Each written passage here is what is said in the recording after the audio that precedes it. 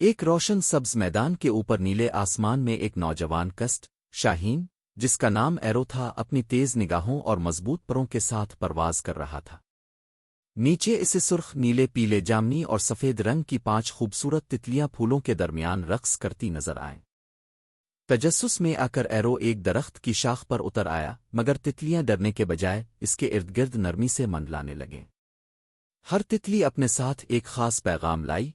सुर्ख तितली ने हिम्मत, नीली ने सुकून, पीली ने खुशी, जामनी ने दानाई और सफ़ेद ने उम्मीद फैलाई। उनके रंग फिजा में घुलकर मैदान को रोशन करने लगे।